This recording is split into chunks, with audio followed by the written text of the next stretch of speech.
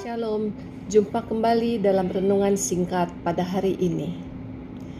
Saya akan membawakan Injil Markus 11 ayat 1 sampai dengan 10.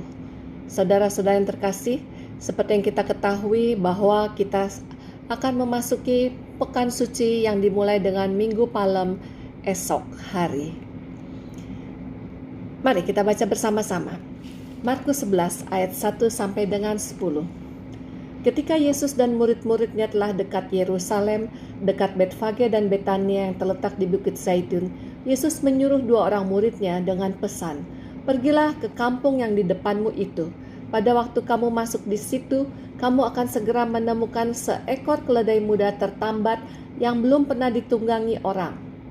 Lepaskan keledai itu dan bawalah kemari. Dan jika ada orang mengatakan kepadamu, 'Mengapa kamu lakukan itu?' Jawablah, 'Tuhan memerlukannya. Ia akan segera mengembalikannya ke sini.' Mereka pun pergi dan menemukan seekor keledai muda tertambat di depan pintu di luar di pinggir jalan, lalu melepaskannya. Dan beberapa orang yang ada di situ berkata kepada mereka, 'Apa maksudnya kamu melepaskan keledai itu?' Lalu mereka menjawab seperti yang sudah dikatakan Yesus.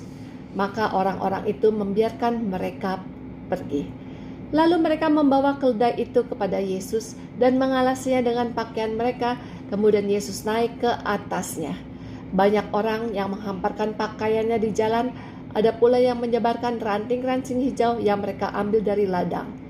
Orang-orang yang berjalan di depan dan mereka yang mengikuti dari belakang berseru, "Hosana, diberkatilah dia yang datang dalam nama Tuhan.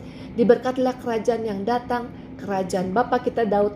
Hosana di tempat yang maha tinggi." Saudara-saudara yang terkasih di dalam Tuhan Yesus, kita tahu bahwa dalam bacaan ini Yesus sudah tahu dia akan mati di kota Yerusalem. Yesus sebagai manusia, dia pun merasakan kegentarannya, tetapi karena dia taat, dia sebagai putra Allah, dia tetap masuk kota Yerusalem. Dia tidak muter-muter melalui jalan yang lain. Saudara-saudara yang dikasihi, kita besok akan memperingati Minggu Palem di rumah kita masing-masing dalam saat lockdown saat ini. Bagi yang punya pohon palem mungkin bisa pakai palem sungguhan. Kita yang tidak punya, biarkanlah palem itu melambai di dalam hati kita dan kita memperingatinya di dalam iman kita. Apa yang dirayakan dalam Minggu Palma? Yesus diarak-arak masuk kota Yerusalem, kota yang dia cintai, kota tempat teman-teman di sana. Tetapi apa yang terjadi di dalam pekan suci ini? Kita mau diajak untuk mengikuti mulanya kisah sengsara Tuhan Yesus. Ketika Yesus diarak masuk kota Yerusalem, dia tahu di situ nyawanya akan habis. Dia akan dibantai habis-habiskan bagaikan penjahat kelas kakap. Yesus masuk di Yerusalem dieluk-elukan dengan banyak orang, dengan karpet merah, dengan daun palma, dengan segala macam sorakan-sorakan. Hosana, diberkatilah dia yang datang dalam nama Tuhan. Diberkatilah kerajaan yang datang, kerajaan Bapa kita Daud. Hosana di tempat yang maha tinggi. Tetapi saudara-saudara yang terkasih, kita lihat bahwa Yesus disambut sebagai seorang raja yang akan datang dalam kemuliaannya pada akhir zaman. Yesus disambut sebagai seorang raja yang sangat berbeda dengan raja duniawi. Hari Kamis Putih nanti kita akan memperingati, mengenang perjamuan malam terakhir. Yesus membasuh kaki para murid-muridnya, dan setelah itu dia mengajak 3 orang murid-muridnya untuk berdoa bersama dia di Taman Zaitun. Siapa dia? Yohanes, Petrus, dan Yakobus.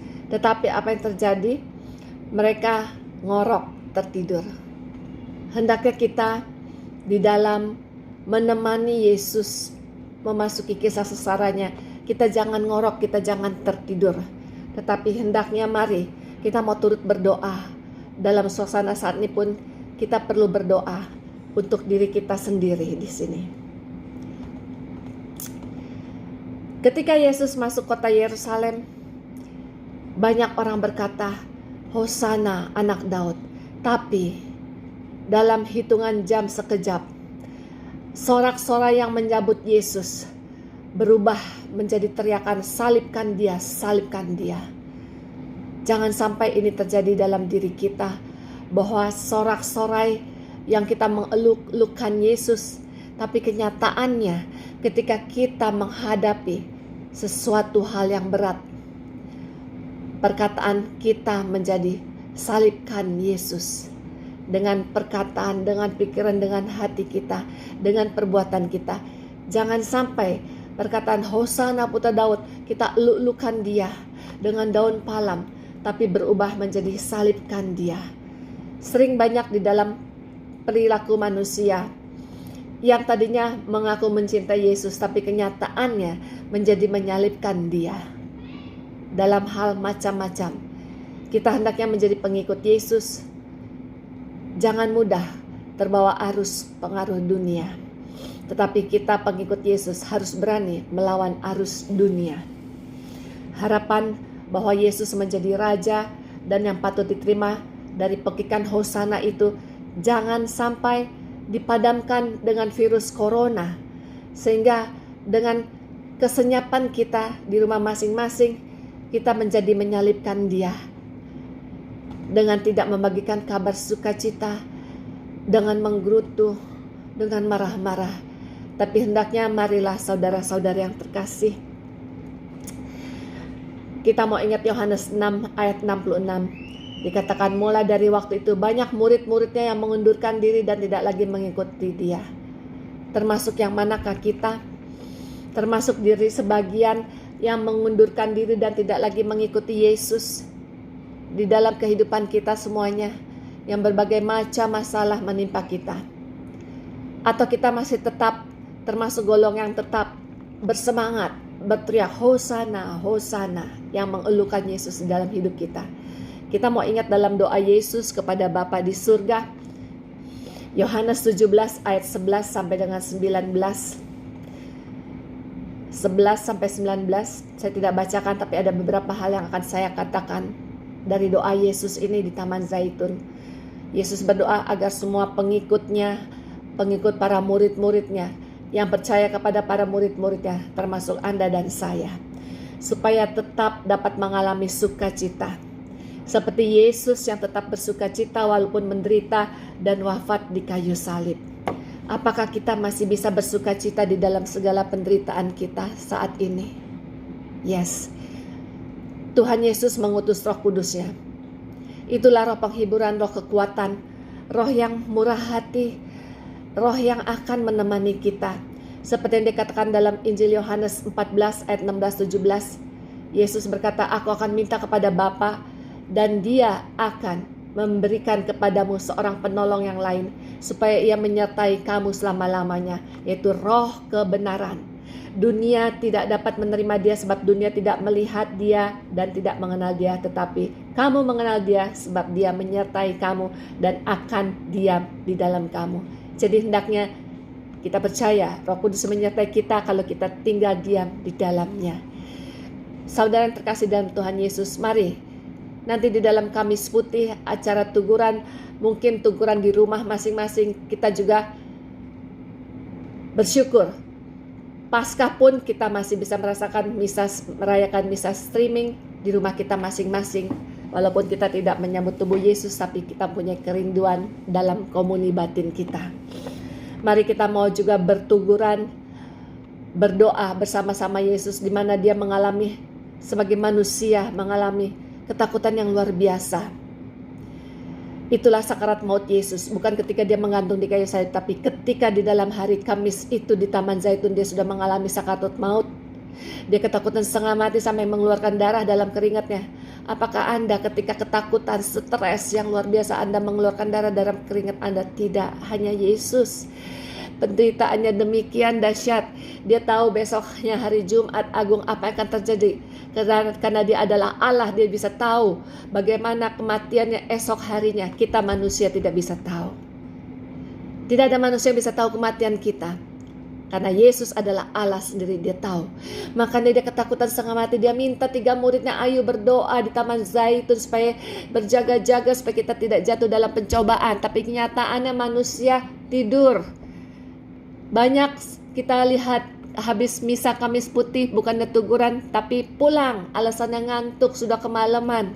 Atau mungkin juga mencari restoran, sudah lapar, sudah malam. Oh kasihan, sedih hati Yesus. Diminta berdoa bersama dia dalam ketakutannya di Taman Zaitun. Kita pulang. Hendaknya kita sekarang ada di rumah masing-masing, kita teguran nanti hari Kamis Putih, Jumat Agung, Sabtu Vigili, dan kita hari Minggu merayakan kemenangannya. Saat ini kita mari masa pertobatan kita untuk dalam pekan suci ini. Besok kita akan melambaikan daun palem dalam hati kita yang tidak bisa keluar mempunyai palem sendiri. Kita harus mempunyai Roh Kudus. Ketika Pentakosta belum terjadi, Petrus dan murid-murid yang lain memikirkan dirinya sendiri, lupa. Tetapi ketika Roh Kudus datang mengalami pencurahan dalam Pentakosta, murid-murid itu langsung terpukau akan kemuliaan Allah dan lupa terhadap egonya masing-masing dan berani mewartakan kabar sukacita, berkhotbah di serambi bait Allah. Saat ini bagaimana dengan kita? Bagaimana dengan Anda sendiri dalam kesunyian lockdown di rumah? Apakah masih terus membagikan kabar sukacita? Oh, bagi yang bisa, puji nama Tuhan. Kita tidak membuat hati Yesus bertambah sedih. Kita juga menyegarkan hati teman-teman yang lain. Bapak Ibu yang terkasih, teman-teman dikasih Tuhan Yesus, mari kita bersorak dengan daun palem di hati kita, di dalam kehidupan kita.